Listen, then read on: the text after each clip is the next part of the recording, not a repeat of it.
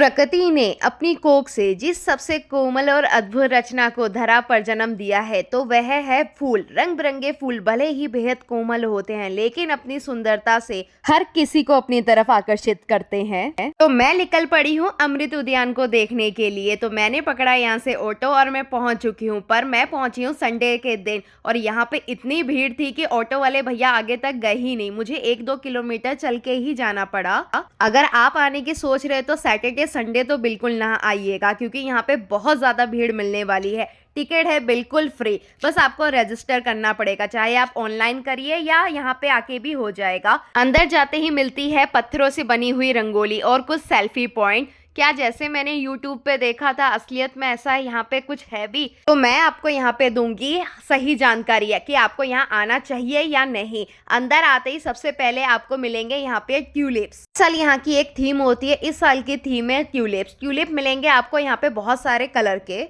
इन्हें देखते ही आप वाव तो जरूर कहेंगे क्योंकि ये फ्लावर है ही इतने सुंदर। यहाँ पे बस एक ही बात बुरी लगी कि साइड के जितने भी पौधे थे लोग उन पे चढ़े जा रहे थे और मिलते हैं 200 साल पुराने बरगद के पेड़ से और उन्हीं की कॉपी की गई। यहाँ पे बॉन्साई पौधे बनाए गए हैं जो देखने में बहुत सुंदर भी लग रहे थे, पर कुछ बॉन्साई की हालत ज्यादा अच्छी नहीं थी। तो आगे जाने पे मिलता है फाउंटेन का नजारा। इसे देख के आप जरूर वाव तो कहोगे और सच में बहुत अच्छा लग रहा था और साथ में प्लेबैक म्यूजिक भी था जिससे इसे देखने में और मजा आ रहा था। फिर मिलते हैं नारंगी के पौधे। सच में इन्हें देखते हुए तो बहुत ज्यादा अच्छा लग रहा था। मैंने कभी इतने बड़े नारंगी के पौधे बिल्कुल नहीं देखे थे। फिर मिलता है मुझे एक रोज की डाली, तो इसे तो मैं अपने बैग में रख लेती हूँ, शायद ये उग जाए, एक मौका तो जरूर देना चाहिए। थोड़ी आगे जाने पे मिलते हैं राष्ट्रपति भवन के पीछे की साइड। कई लोगों को ये नहीं पता कि राष्ट्रपति भवन का पीछे का भाग है और ये गार्डन पीछे बना हुआ है क्योंकि मुगल काल में जितने भी बाग बगीचे होते थे वो महल के पीछे बनाए जाते थे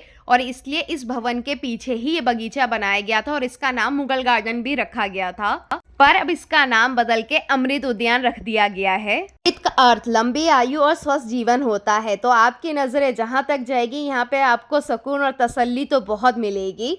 यहाँ लगे सैकड़ों किस्म के फूलों के बीच टहलते हुए हर सांस शुद्ध हवा का अनुभव कराएगी और ये किसी अमृत से कम नहीं है। 12 महीने प्रदूषण की मार से जूझते दिल्ली को ऐसा लगता है 2 महीने के लिए कोई अमृत ही मिल गया है। इस उद्यान की शुरुआत सबसे पहले हमारे प्रथम राष्ट्रपति डॉक्टर राजेंद्र प्रसाद जी ने की थी। राष्ट्रपति जी ने 15 एकड़ में बने इस उद्यान के दरवाजे आम लोगों के लिए भी खोले और जैसे जैसे राष्ट्रपति जी बदलते गए तो इसमें कुछ बदलाव भी होते रहे। पीजे अब्दुल कलाम के समय पे हर्बल और आध्यात्मिक पौधों की शुरुआत की गई थी। तो हर समय यहाँ पे बदलाव होता रहता है, पर यहाँ की सबसे विशेष बात है यहाँ के गुलाब और ट्यूलिप्स। गुलाब की वैरायटी यहाँ पे आपको सबसे ज़्यादा मिलेगी, शायद 150 से भी ज़्यादा यहाँ पे वैरायटी है गुलाबों की। सारे पौधों को अलग अलग देशों से लाया गया है। तो ये आपको देश दुनिया के सारे पौधे आपको हमारे भारत के राष्ट्रपति भवन में मिलेंगे। तो ये नज़ारा आप कभी मिस मत करिएगा। आगे जाके हमें मिलता है नॉर्थ ईस्ट सेक्शन। यहाँ पे अलग अलग स्टेट के टेंट लगे हुए थे। यहाँ पे आपको बहुत सारी चीज़ें मिल रही थी तो हमने यहाँ पे चीज़ों को देखना एक्सप्लोर करना शुरू कर दिया। यहाँ पे हो रहा था मेघालय का स्पेशल डांस, तो मैंने थोड़ा डांस देखा, फिर हम चले शॉपिंग की तरफ। यहाँ पे चीज़ें बहुत ज़्यादा कॉस्टली थी तो मुझे तो की रिंग पसंद आ रहे थे जिनकी कीमत 150 से स्टार्ट थी। मैंने तो अपने लिए 2 की रिंग ले ली क्योंकि यहाँ के प्राइस बहुत ज़्यादा हाई है। यहाँ पे आर्ट एंड क्राफ्ट की बहुत सारी वैरायटी और देखते हुए मज़ा भी आ रहा था। जो कोई प्लांट लवर या मॉन्यूमेंट्स, हिस्टोरिकल मॉन्यूमेंट्स देखना पसंद करता है तो शायद उसे ये जगह पसंद आएगी, लेकिन अगर आप ये सब चीज़ें पसंद नहीं करते तो आप यहाँ बहुत ज़्यादा बोर फील करने वाले हैं क्योंकि यहाँ पे आपको सिर्फ पेड़ों की वैरायटी, फूलों की वैरायटी ही मिलने वाली है। तो अगर आप आने का प्लान कर रहे हैं तो आप ज़रूर सोच समझ के आइएगा क्योंकि समय भी बहुत बड़ी चीज़ होती है जो एक बार जाने के बाद दोबारा नहीं मिलती है। पर आप भारत के नागरिक हैं तो आपको एक बार प्रेसिडेंट का घर तो ज़रूर देखना चाहिए। अगर आपको मेरी वीडियो सच में अच्छी लगी तो लाइक और सब्सक्राइब ज़रूर करिएगा। तो मिलते हैं मेरी किसी नेक्स्ट वीडियो में किसी एक अच्छी चीज़ के साथ।